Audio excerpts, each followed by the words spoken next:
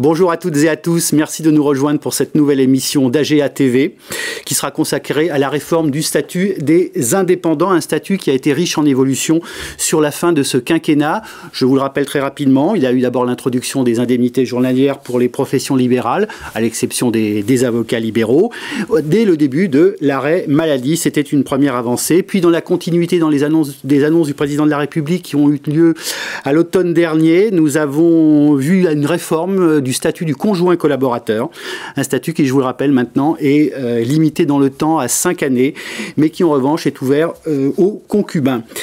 Enfin, et toujours dans ce fameux plan indépendant présenté par le président de la République, a été promulgué le 14 février dernier, 14 février 2022, la loi en faveur de l'activité professionnelle indépendante. Elle contient des dispositions importantes sur le chômage, sur la protection du patrimoine personnel et sur la suppression, et ça, on aura l'occasion de le développer pendant cette émission, du statut de l'EIRL. Alors, avec mes invités, aujourd'hui, nous allons évoquer ces points avec monsieur Michel Picon. Bonjour monsieur. Bonjour. Vous êtes président de l'UNAPL et aussi agent général d'assurance. Exactement. AXA, peut-on le... AXA, oui, on peut le dire. On peut le dire, on le dit, de toute façon, il n'y a rien à cacher. Pascal Chaplon, bonjour Pascal. Bonjour Jean-Charles. Vous êtes président d'AGA et aussi agent général AXA. Jean-Charles Pied. Bonjour Jean-Charles. Président adjoint AGA et agent mutuel de Poitiers. Merci d'être avec nous. Et puis Céline Baudusseau. Bonjour. Céline, vous êtes juriste fiscaliste et droit des sociétés d'AGA et vous êtes une habituée de nos plateaux. Oui. De nos plateaux AGA TV. Alors, première partie à cette émission. Michel Picon, je vais vous poser directement cette question. Pourquoi cette réforme, enfin on va dire cette grande réforme, même si elle s'est faite en phases successives, quelle est sa genèse? Alors, cette réforme a pris, si je puis dire, naissance dans une réflexion que nous avons portée avec, à l'époque, le président de l'UDP, Alain Griset, et moi-même, lorsque nous avons rencontré en février 2020 le président de la République. Nous l'avions sensibilisé au sujet, au problème des indépendants, ces 3 200 000 indépendants qui opèrent sur l'ensemble du territoire français. Et depuis, au fond, 1994, avec les lois Madeleine, pas de grand texte avait été porté pour améliorer la vie des indépendants, aussi bien de la période de création de son entreprise jusqu'à la cession, avec différents domaines de protection sociale, de protection aussi d'une fiscalité qui est parfois confiscatoire lorsque l'on exerce en travailleur indépendant tout seul. Et donc le président de la République nous a entendus en nous disant « oui, il faut qu'on se préoccupe de cela ». 6 mois après, puisqu'en juillet 2020, le président de l'UDP devenait ministre, et bien évidemment, en qualité de ministre, il avait pour mission d'apporter ce que nous avions évoqué avec le président de la République. En fait, les choses se sont passées un petit peu comme ça. À partir de là, eh bien, un cabinet a été constitué avec des représentants aussi bien des artisans, des commerçants que des professions libérales. C'est un de nos amis, Yannick Sala, avocat, qui était vice-président de l'UNAPL, qui a intégré le cabinet pour porter vraiment au plus près des préoccupations les besoins des indépendants, et puis on s'est mis à travailler. Ce plan des indépendants a compris 3 volets. Le premier, c'est sur le projet de loi de finances de la Sécurité sociale 2022. Le deuxième, c'est sur le PLF, le projet de loi de finances 2022. Et puis le dernier, c'est effectivement, vous l'avez rappelé, la loi qui a été votée en février 2022, a souligné tout de même que cette loi a été portée par un nouveau ministre, Jean-Baptiste Lemoyne, et que cette loi, devant le Parlement, a été votée à l'unanimité des groupes présents ce jour-là, ce qui témoigne de l'intérêt de toutes les forces politiques à ce besoin des 3 200 000 indépendants, dont 1 200 000 professionnels libéraux, et dans ces professionnels libéraux, on y trouve les agents généraux d'assurance que j'ai aussi l'honneur de représenter au sein de l'UNAPL. Des agents généraux qui sont des professions libérales, vous avez raison de le rappeler. Absolument, oui. Certains s'interrogent, d'ailleurs. J'entends des responsables de compagnie en me disant « Vous êtes sûr que vous êtes profession libérale ?» Je leur dis « Dans quelle catégorie voulez-vous nous classer? Les agriculteurs, les artisans, les commerçants? Si on a éliminé ces 3 professions, ces 3 secteurs, à moins qu'on nous classe chez les fonctionnaires, je ne vois pas d'autre classement que celui des professions libérales. » Voilà, et réglementé. aussi. Et réglementé. Et forcément réglementé. Pascal Chaplon, est-ce que vous êtes globalement satisfait de cette réforme? J'aurais tendance à dire de l'ensemble de ces réformes de fin de quinquennat, comme je le disais en tout début de cette émission. Alors, ces réformes, effectivement, nous satisfont pleinement pour plusieurs raisons. La première, c'est que ça nous a permis, comme le disait Michel, de réaffirmer à nos compagnies mandantes que nous sommes réellement des professionnels indépendants. Que le statut de profession libérale correspond bien au statut d'agent général. Alors, dans les professions libérales, il faut savoir que notre statut est un peu particulier, puisque nous sommes organisés avec un certain nombre de normes. Nous avons une convention de 96, nous avons un décret et nous avons un mandat. C'est-à-dire qu'aujourd'hui, on a une structure d'organisation dans notre profession qui, effectivement, est liée à cette notion de réglementation. Néanmoins, il était très important de pouvoir rappeler aux compagnies d'assurance que nous avions ce statut d'indépendant. Et je remercie très sincèrement Michel de nous avoir associés à ces travaux, parce que il était important que les agents généraux puissent bénéficier de l'ensemble de ces dispositifs. C'est toujours très compliqué, puisque nous avons un investissement qui est fait souvent sur un bien propre. Ce bien propre, il était dans notre patrimoine personnel. Là, aujourd'hui, les choses sont un peu plus claires. Il y aura un patrimoine professionnel, un patrimoine personnel. Le portefeuille sera objet du patrimoine professionnel. Donc, c'est important de pouvoir, aujourd'hui, bien décliner cette notion d'indépendant et de ce plan des indépendants pour les agents généraux. Cette réforme nous a également permis de réouvrir un certain nombre de sujets qui ont été tentés au cours des dernières années, et notamment les sujets liés aux exercices sociétaux. Alors, il y a eu des discussions qui ont été conduites. Dans la Convention de 96, un certain nombre de choses sont déjà évoquées dans le statut des sociétés d'agents, dans le décret aussi. Mais malheureusement, on n'est pas aujourd'hui complètement abouti sur le projet des sociétés de capitaux quand les agents généraux ont un projet d'exercice à plusieurs sociétal. Donc il faut qu'on puisse bénéficier de cet environnement aujourd'hui pour pouvoir réouvrir ce dossier, ce qui sera fait puisque nous échangeons actuellement avec France Assureur et la commission de distribution. Nous échangeons également avec le cabinet de Bruno Le Maire, puisque nous l'avons rencontré à cet effet, et puis bien sûr la Direction Générale du Trésor, qui est l'œil toujours bienveillant de l'application des textes, et aujourd'hui, en l'occurrence, sur ce plan des indépendants, un certain nombre de choses seront déclinées à destination des agents généraux, et on en parlera tout à l'heure avec Céline. Les discussions sont plutôt bien engagées, on peut dire, Les discussions sont engagées. Je pense que chacun a bien pris conscience qu'il y avait nécessité de faire évoluer notre modèle d'exercice. On se veut une profession qui change, qui évolue, mais il faut que nos modèles d'exercice soient également cohérents avec l'évolution de notre profession. Alors justement, sur ces modèles d'exercice, on va passer à vous l'avez bien expliqué tous les deux, l'exercice en société, et avec les grandes transformations, et donc la fin de cette fameuse EIRL, l'entrepreneur individuel à responsabilité limitée, qui entraîne des conséquences en matière fiscale, de choix pour l'IS ou pour entreprise individuelle. Alors, c'est un sujet important. Évidemment, cette fin de l'EIRL. Alors, peut-être pour pas mal de vos collègues, vous allez nous donner l'état du marché de l'EIRL au sein d'AGA, oui. C'est pas si je puis dire, pour savoir comment de manière quantitative déjà, les choses vont être impactées. Vous avez deux petites infographies qui vont être passées en même temps. Jean-Charles Pied. Oui. Alors. Dans la continuité de l'intervention de Michel et de Pascal, déjà dire qu'effectivement, on va voir au travers des chiffres qu'on avait aussi toute raison de pousser fort dans la mêlée avec les corps intermédiaires, puisque effectivement, nous on a aujourd'hui chez les agents généraux 11% qui exercent en URL.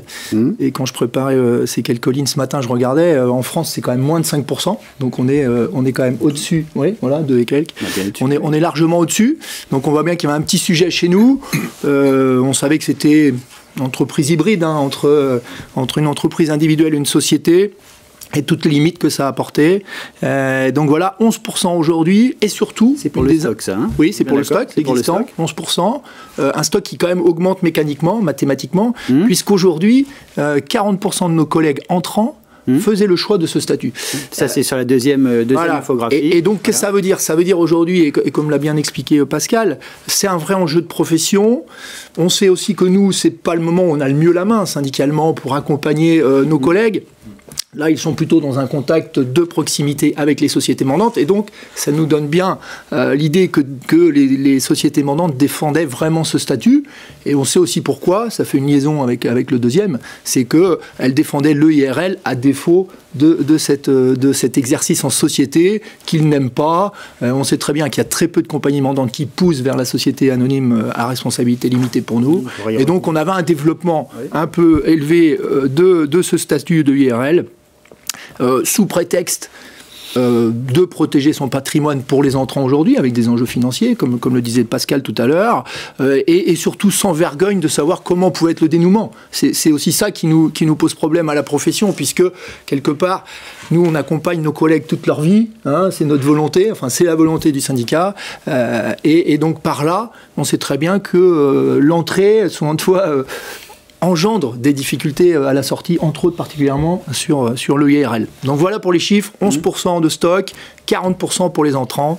Donc c'était important pour nous qu'il y ait une évolution. Effectivement, oui, parce que vous êtes effectivement un peu atypique par rapport à la moyenne nationale. Qu'est-ce qu'on peut dire d'emblée comme ça à tous ces agents qui sont notamment ceux qui viennent de rentrer, hein, les créations, 40%, de la fin de ce statut? En tout cas, c'est pas ce qu'on sait. Enfin, ce qu'on sait aujourd'hui. On sait aujourd'hui, bien entendu. Oui. C'est pas la fin du statut pour nos collègues agents qui exercent aujourd'hui en URL. Moi, je pense, voilà, ça fait une trentaine d'années que je fais ce métier. Je pense quand même que tous ces sujets-là, il faut vraiment les anticiper. Il faut vraiment être au contact de la fédération, au contact des services, parce que c'est pas des choses qui se gèrent en 6, 8, 10 mois. Et donc voilà, c'est vraiment important aujourd'hui. Le IRL s'arrête. Pour les entrants, je pense que notre stock aujourd'hui, nos collègues qui exercent dans ce métier-là, il faudra vraiment qu'on les accompagne pour voir à quel moment il y a des choix stratégiques. Il faut les rassurer. Ceux qui sont aujourd'hui sous le statut EIRL continueront d'exercer sous le statut EIRL. Après, à voir si on a une capacité à faire évoluer ce format vers autre chose. Ça fait partie des discussions qu'on a actuellement. Mais l'agent qui exerce aujourd'hui en EIRL, il continuera de bénéficier de son statut EIRL de la même façon, sans aucune modification. Il n'est pas prévu de date limite pour changer de statut ou quoi que ce soit. À partir de juin, effectivement, il n'y aura plus de création de nouvelles EIRL. D'accord. Michel Picon, on a vu que finalement le IRL était assez, alors je ne sais pas si on peut dire prisé par les agents généraux, mais en tout cas assez recherché. Mais pourquoi on le supprime? Pourquoi est-ce que ça n'a pas... On a évoqué le fait que ça n'avait pas marché, ça n'avait pas fonctionné. C'est un statut qui date de 2010. Non, mais je crois que l'EIRL, alors 11% sur les agents généraux, c'est un taux qui est plutôt élevé par rapport à ce que l'on retrouve sur l'ensemble des indépendants. Sur 400 000 créations chaque année d'activités indépendantes, d'entrepreneurs indépendants, à peine 3 000 choisissent ce statut parce que c'est une démarche active. Elle protège un peu, et c'est d'ailleurs ce que nous avons souhaité faire, c'est que cette démarche active, elle ne se faisait pas suffisamment. Chez les agents généraux, elle se fait. La raison, me semble-t-il, pour laquelle elle se fait plus chez les agents généraux que sur les autres professions, c'est que les agents généraux, quand ils créent, ont davantage de conseils venant de leur fédération, AGA, venant de leur syndicat professionnel, venant parfois aussi des compagnies d'assurance, qui les amènent à se poser un certain nombre de questions, alors que dans les autres domaines de l'exercice indépendant, artisanat, commerçant, la plupart n'ont pas de conseils. Parfois on me dit les experts comptables ne conseillaient pas ça. Encore fallait-il avoir la démarche de rencontrer un expert comptable, parce que l'expert comptable c'était un outil, mais la plupart des gens qui créent, ils voient personne. Nous, on a toute une batterie de conseils qui sont donnés pour la création d'une agence que développe AGA. Et c'est pour ça qu'on est à 11%, alors que l'ensemble du marché est plus proche de 2%. Et ce qui nous a guidés pendant tous ces travaux, c'était de faire bénéficier, sans démarche active, de la même protection l'ensemble des indépendants, c'est-à-dire qu'il n'ait pas de démarche à faire et qu'ils aient la même protection que celle qu'apportait le IRL ou que celle que peut apporter une société de capitaux. pas plus, pas moins, mais qu'il y ait une équité de traitement et que ce soit facile. Voilà la raison. Ensuite, après, le fait de protéger l'ensemble n'a pas vocation à diminuer les droits de ceux qui sont en URL, bien évidemment. Je rappelle, et vous m'arrêtez si je me trompe, mais en fait, l'avancée, l'intérêt de ce statut de IRL et maintenant de ce nouveau statut d'entrepreneur d'entrepreneur individuel, en fait, d'entrepreneur, c'est quand même bien de séparer les patrimoines professionnels et privés. C'est bien ça la clé de voûte. Je pense qu'il faut le rappeler à nos auditeurs. Séparer la clé de voûte, effectivement, si jamais il y a une faillite ou des problèmes que ça n'embarque pas, ou des problèmes de santé. Tout à fait. Il peut y avoir beaucoup d'événements qui font que votre entreprise aujourd'hui peut être en difficulté, et il est important qu'il n'y ait pas de conjonction du patrimoine. Et là, en l'occurrence, le fondement de cette loi, et notamment ce projet de loi sur le plan général des indépendants, c'était déjà initialement de bien séparer les patrimoines en différenciant le patrimoine professionnel. Donc ça va être ouvert à tous ceux qui ne choisissent pas donc forcément la structure sociétaire, donc ils vont s'inscrire. Ils seront en entreprise, mais avec cette protection de patrimoine. Ce qui a en matière de gestion de patrimoine, j'extrapole un petit peu, pas mal de conséquences absolument, pour nos amis CGP et nos. C'est le premier article d'ailleurs qui avait vocation à protéger les indépendants sur leurs biens personnels. Je crois que Alain Griset et au fond nous aussi, moi dans mon métier d'agent général, mais tous les autres aussi, on a trop vu tout au long de nos carrières syndicales des confrères qui pour des raisons qui n'étaient pas forcément de leur fait, de mauvaise gestion, de mauvaises attitudes professionnelles, mettre un genou à terre, être parfois crucifiés par les compagnies d'assurance, il faut bien le dire, c'est arrivé, pas toujours, parfois il y a de la compréhension, et on a tous été marqués par des confrères qui à un moment ont été dans la difficulté, ont vu les biens de leur famille qui sont passés à la trappe, et ça on s'est vraiment préoccupé de cette situation. Entreprendre pour soi, mais c'est aussi entreprendre pour le pays, c'est entreprendre dans les territoires, c'est créer de l'emploi, et cette part de risque, elle ne doit pas vous faire jouer votre vie à chaque fois. On doit avoir des protections, et j'espère que celles-là seront efficaces pour le plus grand nombre. Effectivement, d'où je disais, importance pour tous ceux qui font du conseil patrimonial, et je pense d'ailleurs au premier lieu aux agents généraux qui font du conseil patrimonial, et il y en a beaucoup. Nous le savons. Alors, comment vous allez informer les agents, Céline, de ces transformations, et notamment de la suppression de l'IRL? Oui, on a déjà commencé avec le colloque qu'on avait organisé à la Fédération, déjà en début mars. Et on a fait aussi un hors-série fiscalité où on a commencé à amorcer les choses justement sur le plan des indépendants avec la loi de finances et notamment sur le nouveau statut et la fin des EIRL, en tout cas pour la création. Donc on a commencé à parler, mais comme il nous manque encore des éléments, notamment des décrets, de l'interprétation aussi de l'administration fiscale sur de nombreux éléments fiscaux. Donc pour le moment, on est encore en attente de la sortie des décrets, et bien sûr, dès qu'on aura les éléments, on continuera à informer en faisant peut-être des webinaires, en faisant peut-être aussi encore un nouvel hors-série fiscalité. On se réserve bien sûr la possibilité d'en refaire un pour pouvoir aller un petit peu plus loin et expliquer finalement qu'est-ce que ça va donner, et peut-être aussi informer si on arrive à avoir des notions sur comment ça va se passer pour les EIRL en place. Oui. Est-ce qu'ils vont avoir une possibilité de transition vers un nouveau statut ou pas? Parce qu'à la cessation, le IRL, ça a quand même un coût fiscal très important. D'accord. Qui est quand même une notion de double imposition. Donc fiscalement, à la cessation, ça se prépare. Donc là, il y aura aussi toute une notion de peut-être pédagogie, en disant le jour où vous arrêtez, ce ne sera pas simplement vous donner votre lettre de démission, mais ça sera vraiment le préparer aussi fiscalement. Et peut-être là, il va peut-être falloir toucher les compagnies en informant sur le sujet fiscaux, en disant ça peut coûter cher, ça peut aussi avoir des notions de cession, de comment on va céder. Donc là, il y aura aussi d'autres impacts dessus, et peut-être une ouverture sur les sociétés, si c'est pertinent ou pas pour l'agent. Mais il y a vraiment avoir une notion de transition et de comment ça va se passer d'un point de vue aussi fiscal. Donc quand on est agent général d'assurance, on suit ce que fait et ce que crie la fédération, ce que dit la fédération, y compris sur ce plateau d'ailleurs. Oui. Alors c'est effectivement important d'être... Il faut le rappeler tout simplement parce que on est sur des sujets compliqués, ce que vous dites Céline, sur la cession. Voilà, bon, il y a des aspects fiscaux qui ne sont pas négligeables, donc ça se prépare et les agents ont une infrastructure pour cela. C'est ça. On est sur des sujets compliqués. Le IRL, c'est un peu la société par défaut qui est proposée par les compagnies. Alors pourquoi ? Parce que c'est facile de créer une EIRL. Une EIRL aujourd'hui ne nécessite pas forcément l'accord de la compagnie pour passer sur ce statut également. Néanmoins, ce que dit Céline est très important. Quand on est en EIRL, la fin du statut EIRL, c'est-à-dire la liquidation d'activité, peut être très problématique. Et ce qu'on va essayer de discuter, et c'est l'objet des échanges qu'on a déjà eus avec et le Trésor et le cabinet de Bruno Le Maire, c'est de dire, est-ce qu'on ne peut pas trouver une possibilité de faire évoluer ces EIRL vers autre chose, peut-être une EIRL, tout simplement. Rentrer dans un vrai système sociétal, parce qu'aujourd'hui, le EIRL, contrairement à ce que j'entends dire au sein de certaines compagnies, le EIRL n'a pas de personnalité morale. C'est une fausse société. Alors, encore une fois, ce qui est important, c'est déjà un pas. Parce que quand un agent général est en société en participation, alors là c'est pire que tout, puisque cette société en participation n'a vraiment aucune personnalité morale, ne peut pas emprunter, ne peut pas louer de locaux, ne peut pas avoir de salariés, ne peut pas acheter un véhicule pour un commercial. Enfin, c'est vraiment un système qui est très compliqué. Le IRL répond partiellement à un certain nombre de problématiques, mais ne donne toujours pas une personnalité morale à la société d'agents.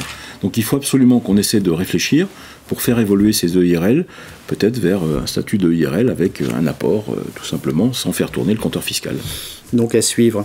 Céline, je l'ai dit tout à l'heure, la clé de voûte de cette réforme, c'est la séparation patrimoine professionnel, patrimoine privé. Concrètement, comment ça s'organise ? Est-ce qu'il y a une vraie étanchéité ? Parce qu'on peut prendre aussi des engagements. Les établissements de crédit peuvent prendre des engagements aussi sur le patrimoine. On a tous appris ça dans nos chères études et évidemment pour le site. Comment ça se passe concrètement ? Alors en fait, avec le nouveau statut, ce qui a été prévu, c'est justement de ne plus avoir à formaliser, en fait, avant avec le IRL, il fallait vraiment formaliser et faire en fait un patrimoine d'affectation. Donc c'était un document à remplir en même temps que l'inscription au CERFA, donc une immatriculation à un registre spécial. Maintenant, ce qui est prévu, c'est simplement de remplir un CERFA et d'avoir une protection pour toutes les nouvelles créances, donc à compter de l'application de la loi, et de faire en fait comme scindé de patrimoine, de droit, entre le patrimoine personnel et le patrimoine professionnel. Donc finalement, il n'y aurait plus vraiment d'éléments à fournir pour pouvoir faire cette scission, entre guillemets, entre les deux patrimoines, et il y aurait tout simplement une protection de fait du patrimoine personnel. Donc en fait, si jamais vous avez un créancier professionnel, il ne pourra se retourner que contre les créances professionnelles, donc ce que vous aurez engagé d'un point de vue professionnel. Ce qu'on peut dire au niveau de qu'est-ce que les biens professionnels, ce sera les biens nécessaires à l'activité et les biens utiles à l'activité. C'est assez large comme définition, donc peut-être falloir un peu à un moment donné donner un peu plus de définition, et surtout pour les biens mixtes. Typiquement une voiture, est-ce qu'on l'utilise au niveau professionnel et personnel ? C'est vrai qu'il va y avoir plein de choses à devoir résoudre après au niveau de toutes ces notions, et ça sera dans le temps que ça va se faire finalement. Il va falloir un petit peu de temps pour l'application. Et après, ce sera aussi la preuve de prouver que les éléments sont personnels ou professionnels. Et ça va relever de l'entrepreneur individuel qui devra prouver que c'était bien nécessaire à son activité. Donc, il y aura quand même pas mal de choses dans l'encadrement, de bien prévenir peut-être une notion de pédagogie encore pour dire qu'est-ce que c'est, comment ça va se passer. Après, je sais qu'ils ont mis quand même des limites au niveau des sûretés, c'est-à-dire de ce qui pourrait être pris par les banques notamment. Donc ils ont quand même voulu faire quelque chose d'assez protecteur, même s'il y aura toujours une possibilité. On sait que les banques, elles ont quand même toujours la possibilité, mais ça sera quand même très protecteur. Donc ça, c'est vrai que c'est très bien pour toutes les professions libérales. Mais après, il va falloir quand même définir tout ce qui est bien utile et nécessaire à l'activité. Oui, parce qu'il y a des zones, floues. Enfin, voilà, ma voiture, ma photocopieuse, mon ordinateur. C'est ça. De toute façon, pour l'instant, je crois qu'il faut être très clair. On a un cadre qui est la loi qui a été votée le 14 février. il manque des décrets, et il manque des instructions fiscales. Donc une fois qu'on aura globalement l'ensemble de ces informations, on verra un peu plus clair à la déclinaison. Mais dans l'immédiat, les grands principes sont édictés, restent maintenant les règles d'action. Exactement, parce qu'en fait, nous, ce qui nous manque, c'est par exemple pour l'immatriculation. Pour le moment, il manque un décret, même pour l'immatriculation. On ne sait pas encore comment ça va se passer au niveau du CERFA, il manque un décret.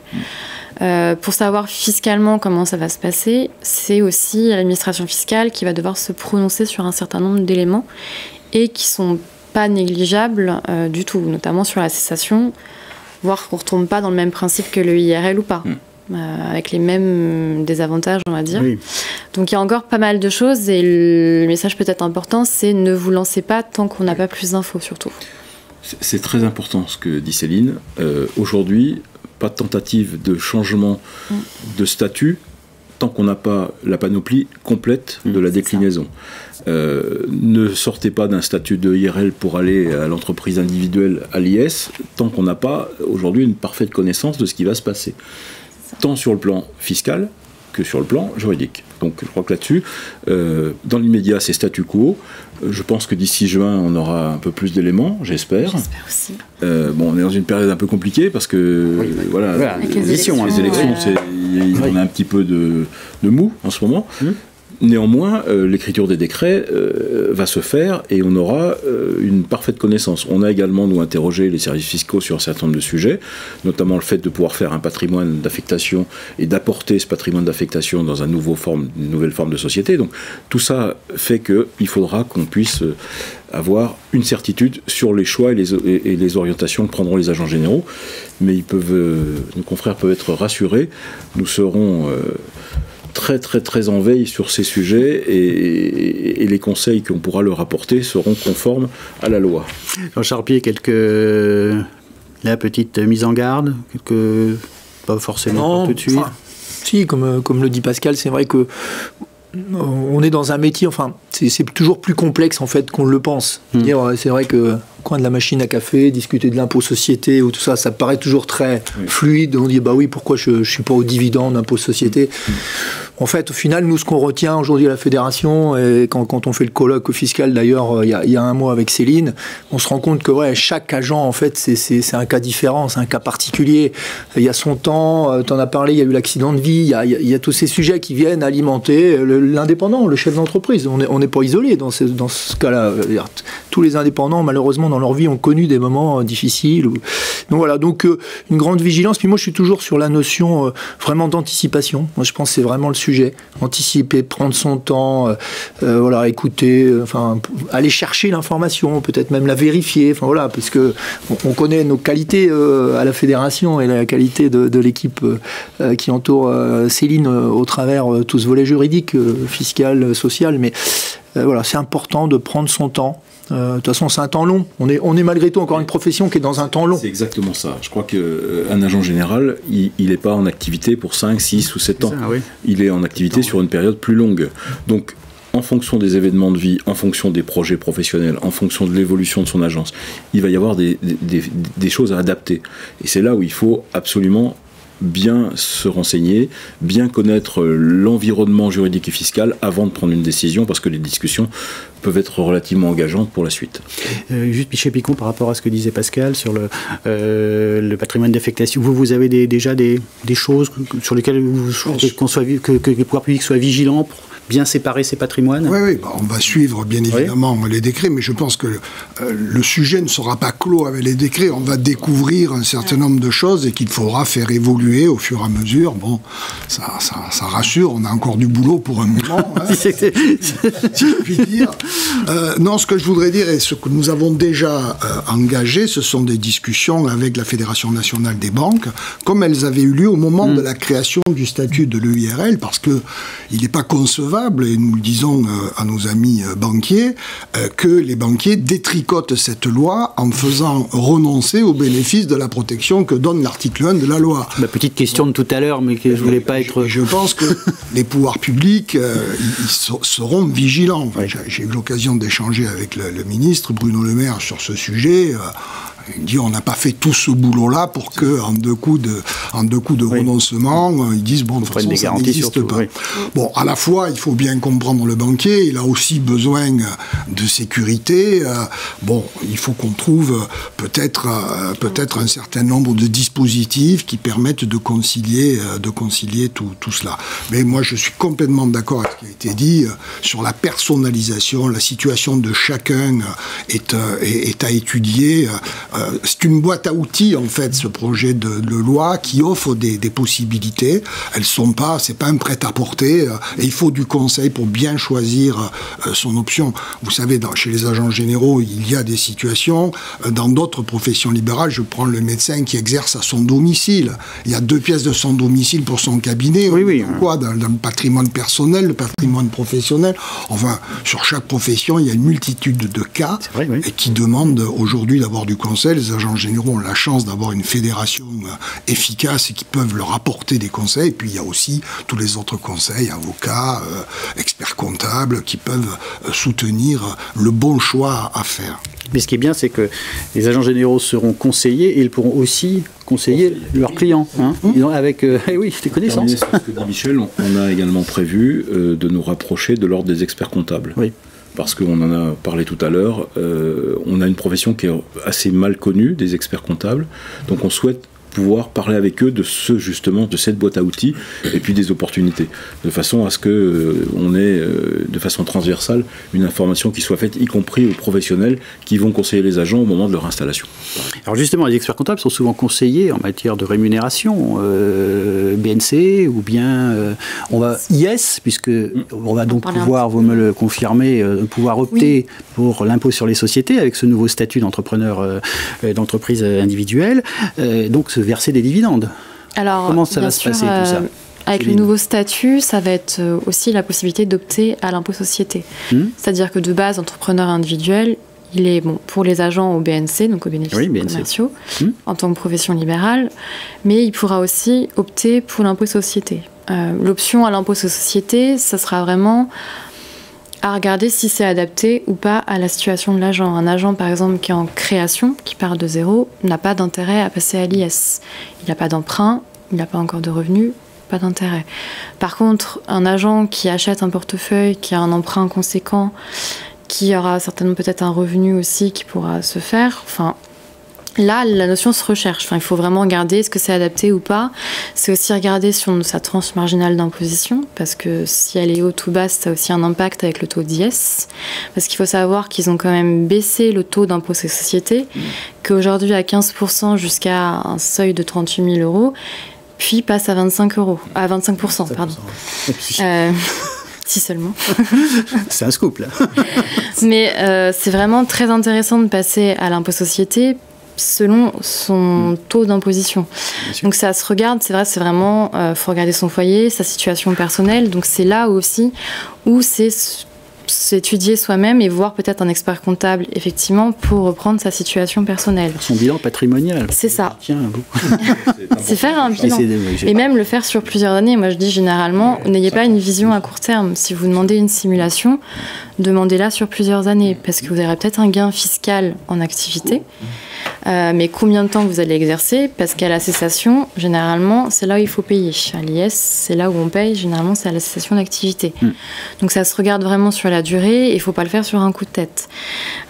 Effectivement, l'impôt société avec le nouveau statut permettra, donc, même principe que l'UIRL, de jouer sur sa rémunération, de pouvoir se verser une rémunération, peut-être faire des réserves et peut-être se prendre des dividendes. Oui. Donc ça sera toujours possible avec le nouveau statut, mais il y a quand même un mais avec le nouveau statut qui est très important. Un gros mais. Et je pense que là, toi, tu l'identifies bien.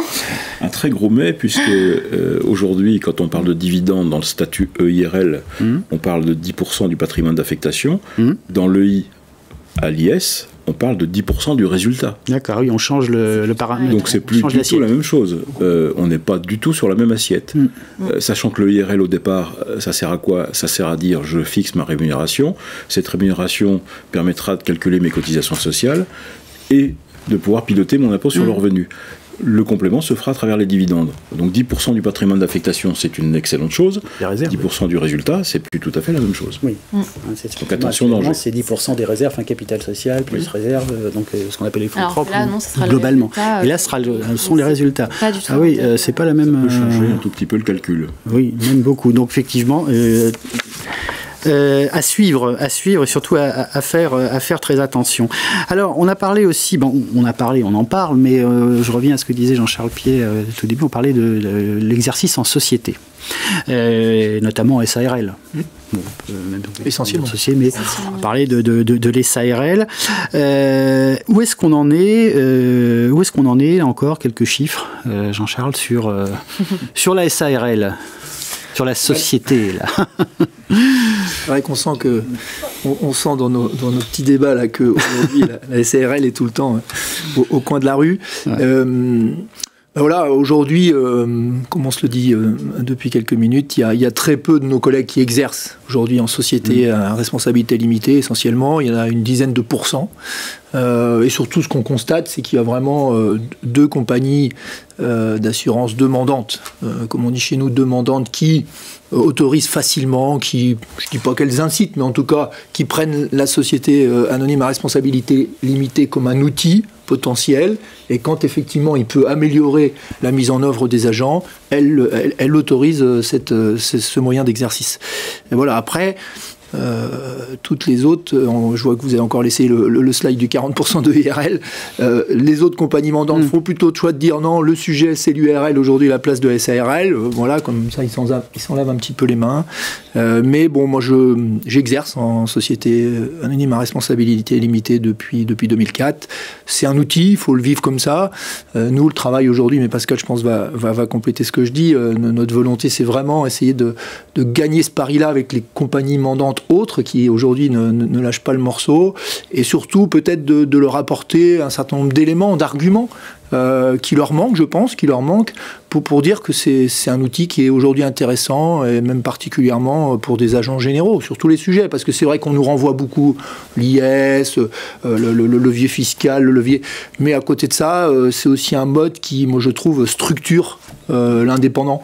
Voilà, c'est un bilan, on l'a dit, c'est des provisions, on prépare une succession, enfin voilà, il y a tous ces sujets-là, je trouve que c'est beaucoup plus confortable aujourd'hui, moi je le vois, même voilà, moi j'ai connu un accident de vie avec un de mes associés, ben voilà, c'est confortable, et les compagnies peuvent dire ce qu'elles veulent, il y a plein d'éléments positifs dans ce mode d'exercice, donc aujourd'hui on va essayer, mais bon Pascal va compléter, mais voilà, c'est un bon élément, donc j'envoie un message aux compagnies mandantes que je connais peu, mais en tout cas pour qu'elle lâche ce sujet, en tout cas qu'elle l'étudie, qu'elle le baille pas d'un regard. Alors parce que c'est un statut qui date pas d'hier, la SARL. Alors non, c'est un statut qui a été identifié, on en parlait tout à l'heure, dans la Convention de 96, la société de capitaux avait bien été identifiée. D'ailleurs, on peut tirer un grand coup de chapeau à nos prédécesseurs qui en 96 avaient déjà été très précurseurs dans la construction de cette convention. Aujourd'hui, je pense qu'il y a une forte méconnaissance des compagnies de ce mode d'exercice. Et vous savez, tout ce qu'on ne connaît pas, on est méfiant. Oui. Donc, notre première mission, c'est déjà de pouvoir parler avec France Assureur, et on a commencé ce chantier, justement, sur le sujet, en disant, on essaie d'identifier un peu les freins que vous avez, vous, de vos côtés. Nous, on essaie d'apporter un certain nombre de réponses sur le mode d'exercice sociétal. Mais encore une fois, la fédération n'est pas pour porter un message en disant tous les agents généraux ont SARL. C'est pas ça. Le sujet est de dire, comme le disait Michel, dans la boîte à outils, il y a le modèle société de capitaux. Et cette SARL, quand ça correspond au projet de l'agent général et de sa compagnie, ben, il faut pouvoir le faire. On n'est pas aujourd'hui sur des refus de principe. Dans certains modèles, notamment sur des transmissions d'agences un peu importantes, où il y a un financement qui peut être mis en place, la société a tout son fondement. Aujourd'hui, c'est un outil de croissance, de développement, la SARL. Aujourd'hui, c'est pour associer un jeune confrère, pour le faire entrer dans un portefeuille, la SARL est un très bon moyen. Mais les compagnies conservent et conserveront de toute façon le droit de nomination de l'agent général. Tous ces sujets-là, perdure. Il n'y a pas on n'enlève rien à nos compagnies mandantes sur le choix de l'agent général, sur le mandat qu'elles vont lui confier. C'est simplement que cet outil d'exercice doit être un peu plus élaboré et plus proche de l'entrepreneur qu'est l'agent général. Et d'ailleurs, je pense que si on cherchait un peu dans le détail, je suis sûr que les sociétés d'agents généraux, sous forme SARL, seraient vraisemblablement plus performantes en matière de développement, parce que l'outil fiscal leur permet d'aller plus loin dans l'investissement. Et je crois qu'il faut vraiment que ça correspond à un projet d'agence. C'est pas systématiquement une mise en SARL. Enfin, je crois que les compagnies, il faut qu'elles soient détendues sur ce sujet-là. Le fait qu'on ait, nous, cette volonté de pouvoir permettre aux agents généraux d'accéder au statut de SARL, c'est tout simplement parce que c'est un outil, un levier de développement. Et je pense qu'on ne peut pas aujourd'hui ne pas partager avec eux cette volonté de se développer, de faire plus de business, parce que l'outil ne permettra de le faire. C'est assez traditionnel comme développement, dans tout ce qui peut être conseil du développement d'entreprise. On commence par une entreprise individuelle, et puis, à un moment donné, au moment de son développement, on passe en société. Donc, il y a... Oui, mais je crois qu'il y a une méconnaissance qu'il faut absolument qu'on arrive à faire évoluer. On a eu les dernières discussions que l'on a eues avec France Assureur, qui s'appelait encore FFA, en 2019, on s'était mis d'accord sur une liste de prérequis. C'est resté en l'état, on n'est pas allé plus loin. Nous, aujourd'hui, on a vraiment la volonté de dire, dans cette boîte à outils, les agents généraux doivent pouvoir utiliser cet argument de mise en société de capitaux pour X raisons, et on est prêt à en débattre avec eux, ce qui va se faire, puisque la commission de distribution doit se réunir au mois d'avril pour justement évoquer ce sujet des sociétés d'agents. Parce que pour les sociétés on va dire les sociétés d'une certaine taille, on est en train de parler de SA, là, on est en train de parler de SARL. On n'est pas... Mais pas en train de se poser la question des SAS.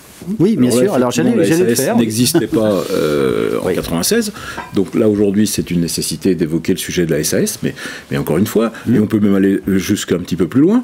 Est-ce que l'agent général qui va financer son portefeuille ne devrait pas être un holding, et que c'est les deux holdings des deux associés soient un SARL? Enfin, on peut imaginer des schémas un peu plus novateurs en tant qu'entrepreneur que notre société en participation d'exercice conjoint qui fait peur à tout le monde. Et quand vous allez chez un banquier en disant je suis en spec, là vous avez un premier effet qui se coule, quoi. Oui, spec, en plus ça fait spéculatif, c'est pas bon, c'est pas bon en ce moment. En tout cas, oui, c'est à suivre, parce qu'on est là dans un schéma un peu normal de développement et de constitution de société. Parler de holding, tout ça est quand même depuis un certain nombre d'années maintenant bien connu de tout le monde. Ce serait bien que ça avance. Michel Picon, qu'est-ce que vous en pensez? Est-ce que dans le plan indépendant, il y a des réserves sur ces SARL? Globalement, non, c'est un peu une question. Il n'y a ni réserve ni exclusivité de modèle. Il y a simplement aussi de prendre en compte l'aspiration sociétale d'évolution, d'exercice de nos professions. C'est vrai pour les agents généraux qui exercent de plus en plus en association, et donc parce qu'il faut être spécialisé sur plusieurs domaines, et que l'exercice en association qui est de plus en plus usité, mais ce n'est pas vrai que pour les agents généraux, c'est vrai aussi dans les professions de santé, l'exercice solitaire du métier, les jeunes ils veulent plus ça, et donc notre responsabilité c'est de les doter d'outils et de structures qui leur permettent d'évoluer. Il y a les problématiques des agents généraux qui sont contraints par des positions un peu doctrinaires des compagnies d'assurance, comme ça, parce que c'est mieux d'avoir quelqu'un tout seul, sans protection, pour pouvoir mieux le tordre comme on le souhaite. Mais nous, notre responsabilité, elle est différente. Notre responsabilité, c'est de permettre aux agents d'avoir des outils. Mais mon propos n'est pas que pour les agents, il est aussi pour l'ensemble des professionnels libéraux. Notamment dans la loi, il y a l'article 57, qui était le 56, qui est devenu le 57, et qui va moderniser tous les statuts des professions libérales, parce que les professions réglementées, nous en sommes une, mais les professions de santé, professions du droit, ont des règlements encore plus contraignants que les nôtres, et nous sommes en train, à travers une ordonnance qui va découler de cet article 57, d'écrire, là aussi, des outils, des véhicules permettant aux gens qui veulent exercer en société de l'exercer de manière satisfaisante, pas seulement sur le plan fiscal, pas simplement sur le plan des cotisations sociales, mais simplement sur le projet de développement de leur entreprise, parce qu'une entreprise médicale, une entreprise de droit, plusieurs avocats, plusieurs huissiers, ce sont des entreprises qui ont besoin. Je crois que Michel, on a, je parle sous contrôle de Céline, mais si on veut parler aussi d'attractivité de notre métier, il faut adapter les formes d'exercice. Aujourd'hui, nous, les agents généraux que l'on a, qui ont le projet de devenir agent général, ils nous parlent spontanément des conditions dans lesquelles ils vont exercer leur métier. Et aujourd'hui, c'est vrai qu'on est un peu gêné par rapport à ce statut, parce que dans certaines reprises de cabinet, bien évidemment, la SARL, c'est l'outil nécessaire. Pas systématiquement, encore une fois, mais c'est un modèle qu'il faut pouvoir regarder. Et quand on travaille avec l'expert comptable et puis les fiscalistes de la fédération sur une reprise d'agence, effectivement, dans certains cas, ce modèle SARL ne sera pas du tout conseillé, parce que c'est pas adapté, ou c'est trop tôt. Généralement, quand j'ai une question, par exemple, sur est-ce que j'ai intérêt ou pas à me mettre en société, j'ai souvent la question de la SAS. Oui, alors là, je dis tout de suite, c'est pas forcément, c'est pas possible dans le statut. Donc là, tout de suite, je oriente vers la SARL. Mais même, des fois, j'ai des agents qui viennent vers moi et me disent je veux absolument être en société. Mais des fois, je passe 1 heure au téléphone en leur disant ce n'est pas encore adapté à votre situation. C'est du cas par cas. Et aller en société pour aller en société, ça n'a pas d'intérêt. C'est vraiment regarder la situation globale.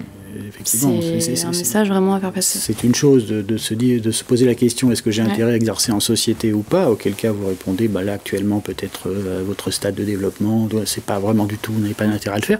Et ce que vous dites tous, si j'ai bien compris, de l'interdire au moment où c'est intéressant, ou de mettre des bâtons dans les roues au moment où l'agent général aurait besoin justement de passer en société pour continuer son développement. C'est deux choses. Du développement, c'est-à-dire qu'à un moment donné, le passage dans cette société de capitaux va permettre de pouvoir gérer différemment ses investissements, de pouvoir faire des provisions. Enfin, on est sur des modèles qui sont complètement différents.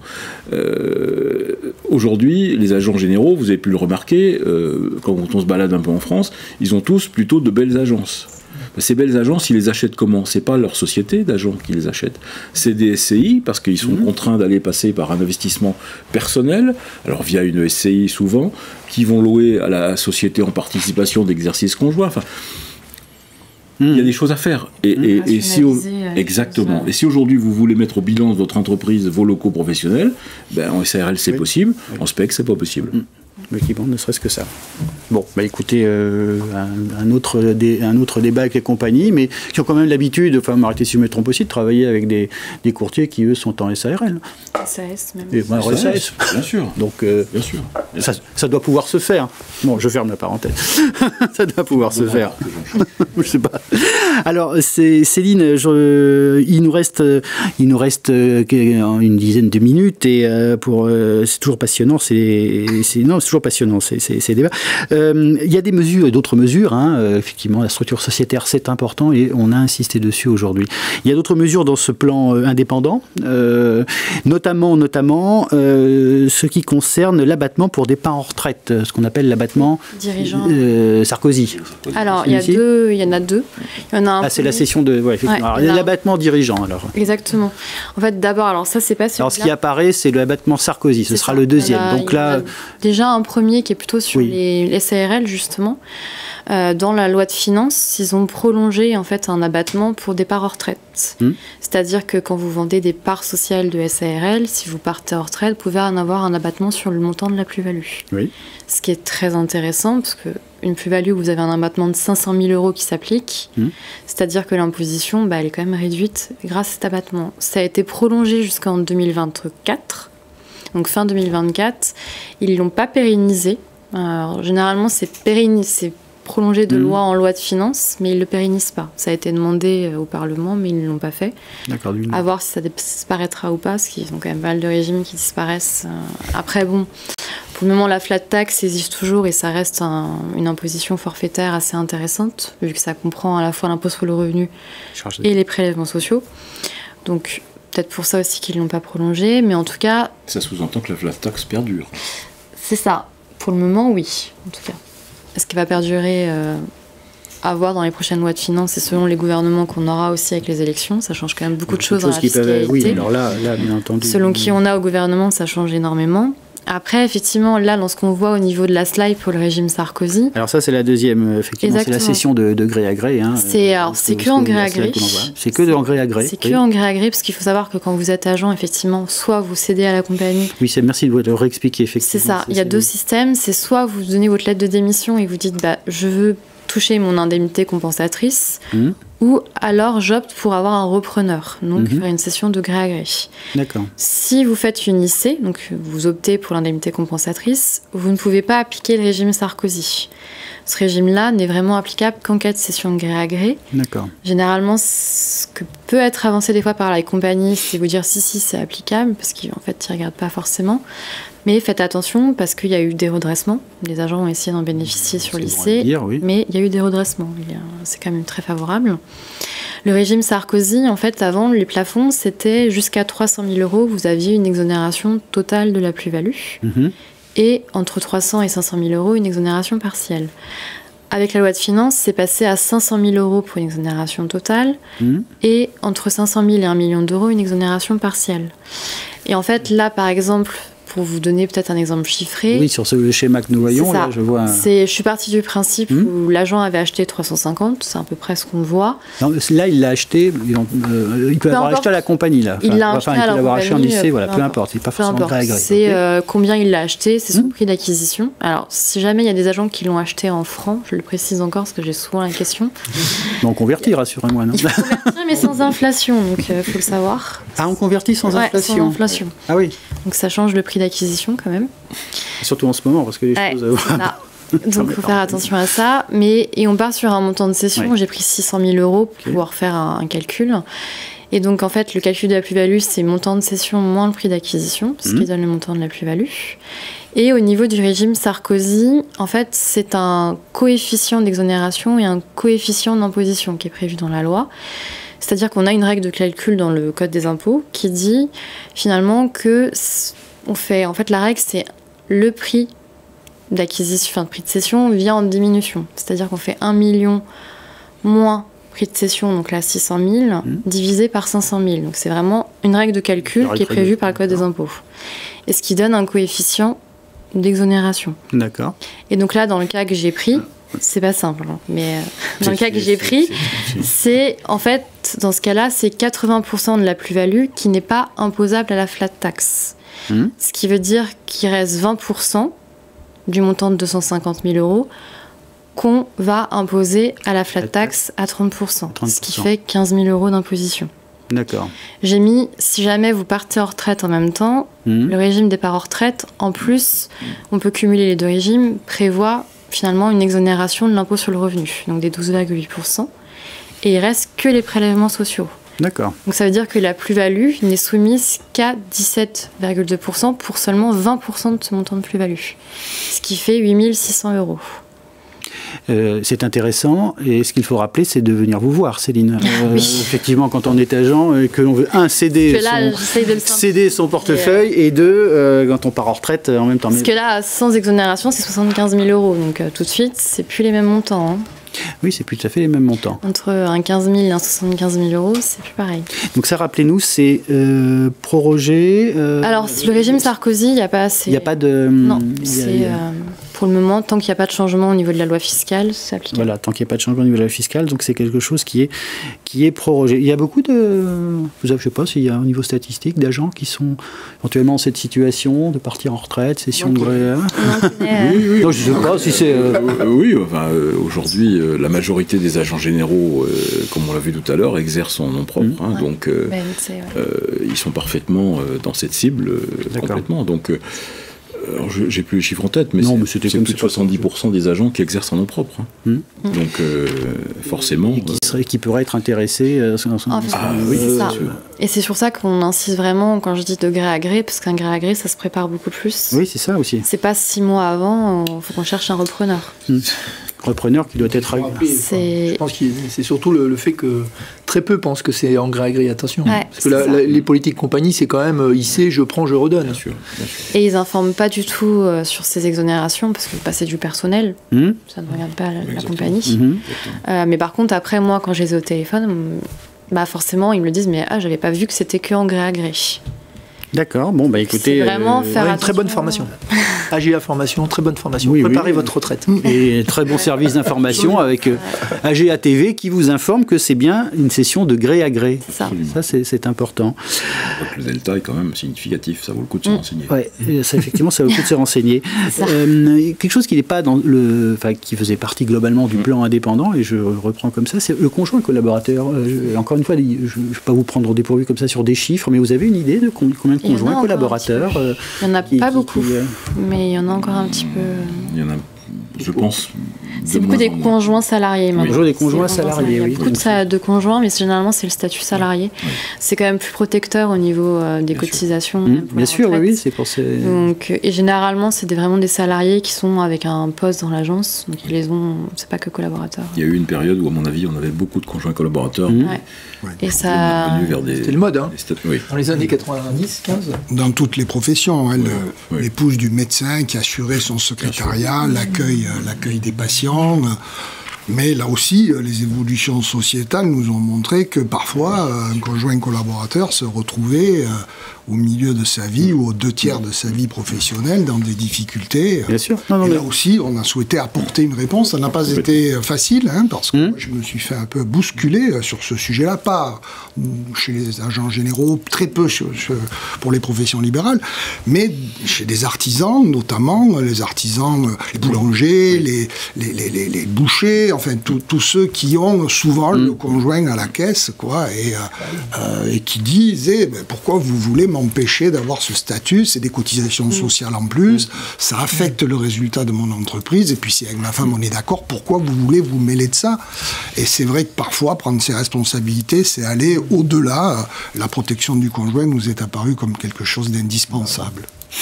Je vais fermer cette parenthèse parce que c'était, je me demande toujours un peu à chacune des professions s'il y a ce statut de conjoint, s'il est encore développé pas. Effectivement, dans les professions réglementées, il l'est un peu moins que chez les artisans commerçants. Pascal Chaplon, il y a aussi une autre avancée, c'est l'amortissement du fonds commercial. Alors, je sais que ça vous tient à cœur, ça. Alors, c'est potentiel. Parce que, est-ce que vous pouvez nous rappeler alors, ce qui se passe sur ce... Voilà. Ben pour l'instant, il ne se passe rien. D'accord. Aujourd'hui, il ne se passe rien, puisque le portefeuille est acheté par l'agent général et c'est un bien propre, dans très très nombreux cas. Donc l'agent général finance son portefeuille, ne peut pas déduire d'intérêts d'emprunt et paie des impôts sur ses mensualités. Donc un modèle quand même pas terrible.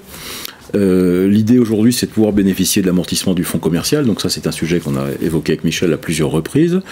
On a interrogé Bercy sur ce point.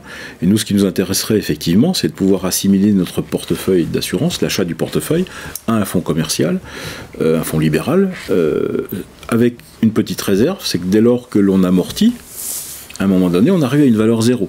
Donc il faut aussi se poser la question, parce que vous achetez un portefeuille 600 000 €, vous allez l'amortir sur 10 ans, 60 000 € par an, effectivement, ça va améliorer votre compte de résultat, sauf qu'à la sortie, il y a un amortissement total. Donc il faudra bien faire le calcul. Il va y avoir des exonérations. Exactement. Donc on a besoin aujourd'hui d'infos un peu plus précises sur ce sujet. Et on a besoin d'une confirmation que le fonds, le portefeuille d'assurance soit assimilable à un fonds libéral. Mais je crois que Michel, ça c'est un sujet que tu avais interrogé Bercy sur ce point. Oui, alors le fonds libéral, ça c'est clair. L'instruction, la 2035 sur les revenus non commerciaux qui est parue récemment, précise bien que le fonds libéral est assimilable aujourd'hui au fonds commercial. Il y a une question qui se pose encore, c'est encore une fois celle du régime de l'indemnité compensatrice et celle du gré à gré. Lorsqu'on cède son portefeuille en gré à gré, je pense que là, il n'y a pas de question, du moins les premiers échanges que nous avons eus avec l'administration fiscale confirment que c'est un achat de fonds libéral. Sur une indemnité compensatrice, il peut y avoir des des analyses. Bon, enfin, il faut qu'on s'attaque au sujet. Il ne peut pas y avoir de discrimination, d'ailleurs subie par l'agent, parce que si on lui impose de céder son agence par l'indemnité compensatrice, on ne peut pas imaginer que l'acheteur, dans un cas ou dans un autre, ait des droits différents. En tout cas, là aussi, Pascal a eu raison de le souligner, au terme, si on a amorti, alors ça peut être utile, parce que quand on est en pleine activité, on a besoin de, de ressources financières pour recruter du personnel, pour se développer, ouvrir un point de vente, enfin, s'agissant de nos métiers, mais pour les autres métiers, pour les autres professions libérales ou pour les autres indépendants, c'est la même chose. Et peut-être qu'on peut faire ce choix d'alléger sa fiscalité immédiatement et accepter de bénéficier aussi... Oui, c'est un choix d'optimisation qu'il faut faire. Et il faut avoir en tête que ce n'est pas forcément la panacée. Qui dit amortissement peut dire à la sortie un pot plus important. Cette émission touche à sa fin et Pascal, je vais vous demander de la conclure en nous rappelant les outils d'AGA. On en a quand même beaucoup parlé. Hein. Vous êtes là pour conseiller les agents. Enfin, moi, c'est ce que j'ai retenu sur tous ces sujets difficiles.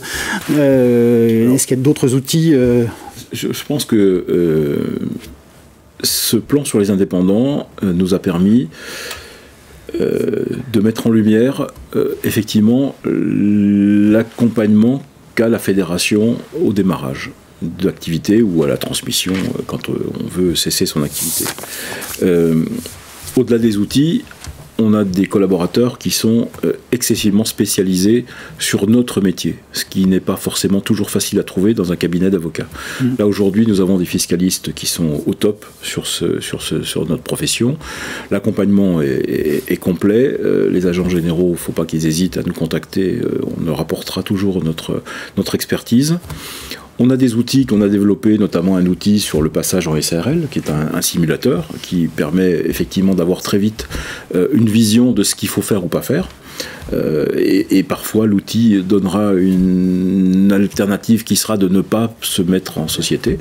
Ça, c'est un point. On a également un outil qui s'appelle Trajectoire, qui permet de faire un focus sur son agence en disant j'ai un projet de reprise d'un portefeuille de croissance externe, de recrutement, d'ouverture d'un point de vente. On a aussi un outil qui nous permettra économiquement de visualiser l'agence à un instant donné.